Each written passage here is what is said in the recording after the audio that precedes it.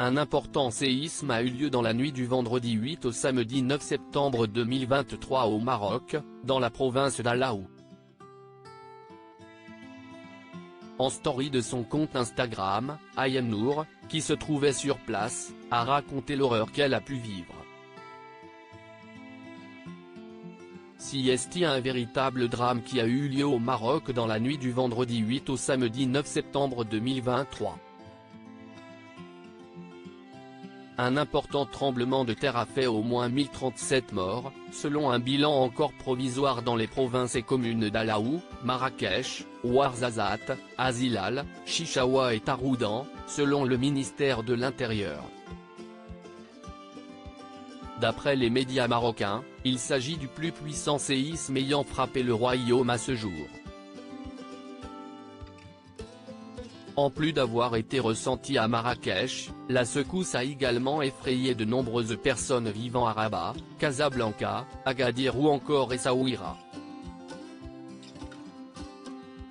Dans les rues, c'était la panique.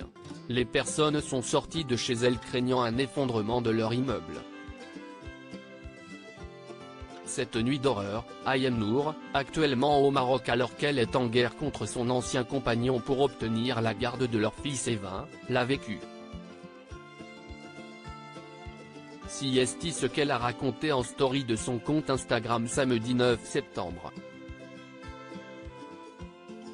Elle a fait part de son traumatisme d'avoir vu de ses propres yeux la détresse et la mort. Je viens de voir la mort. Je suis choqué. Nous ne sommes vraiment rien sur cette terre, a-t-elle écrit dans un premier temps. Ayem Nour est sous le choc si elle ne cesse de se plaindre depuis plusieurs mois à cause de la situation dans laquelle elle se retrouve à cause de son ex-mari. Elle a assuré qu'un tel drame lui avait permis de prendre de la distance et de relativiser. Toute cette vie est éphémère, le mal ne sert à rien, nous allons tous finir au même endroit. Grosse leçon de vie pour moi ce soir. Je ne verrai jamais plus les choses de la même manière. A-t-elle conclu. Elle a ensuite tenu à avoir une pensée pour les nombreuses victimes et leurs familles. Elle a assuré qu'elle allait prier pour elles. Quelques heures plus tard, elle a assuré avoir eu très peur pour elle et son fils. C'était terrible, nous avons tous frôlé la mort. Je n'ai pas les mots pour décrire le choc que nous tous vécu cette nuit ici, et la peur encore au ventre aujourd'hui que cela recommence, a-t-elle encore expliqué.